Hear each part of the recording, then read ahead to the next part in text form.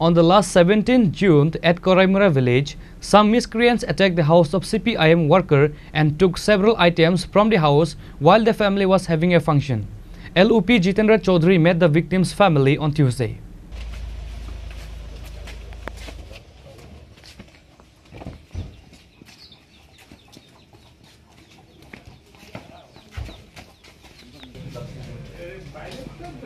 While speaking, LOP Jitendra Chaudhary said that the victim's family was celebrating a wedding ceremony on that day. Several items for the wedding was taken away by the goons, which is why LOP Jitendra Chaudhary went to meet the victim's family and inspected the incident.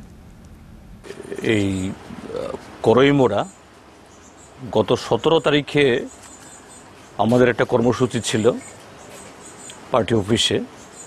এটা ইতিমধ্যেই ত্রিপুরাবাসী সবাই জানেন যে সেখানে দিন দুপুরে একটা পুলিশের অনুমতি নিয়ে একটা প্রোগ্রাম করা, তার উপরে শাসক দল হামলে পড়ে এবং প্রায় 1.5 থেকে 2 ঘন্টা সেদিন পার্টি অফিসের উপরে তারা হামলা চালায়, মোটরসাইকেল এবং আরও অন্যান্য সম্পত্তি ধ্বংস করে।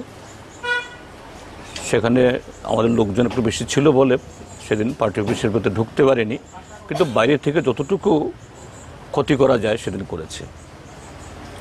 সেই ঘটনার পর তারা এখানে এই করইমোড়াতে, এখান থেকে আমাদের পার্টি অফিস খুব বেশি দূরে নয়, দল বেঁধে এসে প্রায় 1 ঘন্টা ধরে এই বাড়ির সবটা লুটপাট করে। এই পরিবারে একটা ছেলের বিয়ের সমস্ত আয়োজন চলছিল। তো স্বাভাবিকভাবে যে কোনো মধ্যবিত্ত পরিবারে যদি ছেলে বা মেয়ের বিয়ে হয় আমাদের সমাজে, সেখানে তারা নানা ধরনের আয়োজন করে, স্বর্ণালঙ্কার থেকে শুরু করে টাকা পয়সা, কাপড় চোপড়, অন্যান্য। আমরা আজকে দেখেছি সব কোটি আলমারি, সব কোটি লকার এবং অন্যান্য এগুলি যেগুলো লুট করে নিয়ে যাওয়ার মতো আছে সেগুলো নিয়ে গেছেই, আর বাকিগুলোকে বের করে এগুলোকে নষ্ট করে জল টল ঢেলে দিয়ে যাতে এটা ব্যবহার না করতে পারে। এখানেই শেষ না, তখন বাড়িতে পুরুষ ছিল না, মহিলারা ছিলেন, তারা রান্নাঘরে রান্নাবান্নার কাজ করছিলেন, তাদের উপরে চড়া হয় এবং মহিলাদের উপরেও সেখানে তারা হাত তুলে।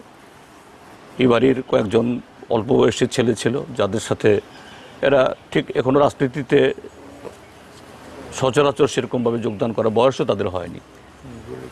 হ্যাঁ, তারপরে তারা রক্ষিত হয়নি। এবং আজকে এখানে যা জানলাম, এখানকার প্রতিবেশীরা বলছেন তারা যখন আসে 2 দিক থেকে রাস্তা ব্লক করে দিয়ে যাতে কোনো পথচারী না আসতে পারে, নিরাপদে নির্বিঘ্নে তারা যাতে লুটটা করতে পারে, ধ্বংসটা করতে পারে, এটা করেছে। এটা ঠিকই যে ঘন্টা ধরে যে তাণ্ডব চালিয়েছে আমরা দেখছি। এবং শুধু তা নয়, যে এই পাড়ার প্রতিবেশীরা যদি এগিয়ে না আসতে পারেন আতঙ্ক তৈরি করার জন্য 5-6 রাউন্ড আগ্নেয়াস্ত্র থেকে তারা গুলিও করেছেন, মানুষ দেখেছেনও।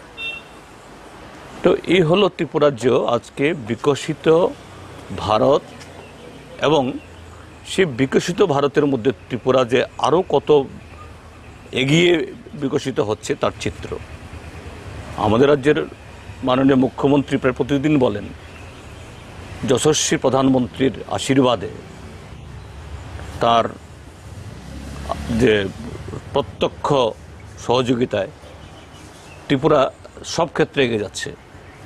কিন্তু সে এগিয়ে যাওয়ার চিত্র আমরা আমাদের এই রাজ্যের যোগাযোগ ব্যবস্থা, শিক্ষা ব্যবস্থা, স্বাস্থ্য ব্যবস্থা, আইন শৃঙ্খলার উন্নয়ন বা কর্মসংস্থানে তার কোনো প্রতিফলন আমরা দেখছি না।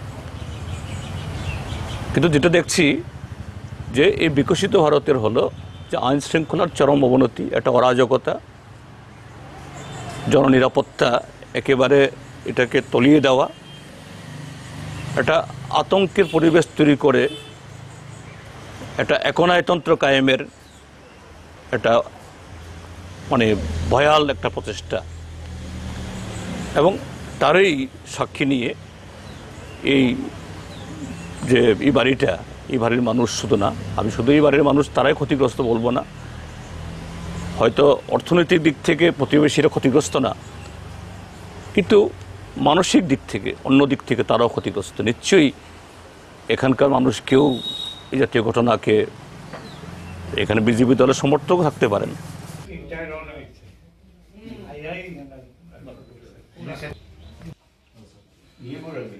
ব্যুরো রিপোর্ট, চিনিখরাং। বাবা এটা নিস না টাকা নিয়ে দেওয়া নিস না, আমি কাজ বুঝতে পারছি।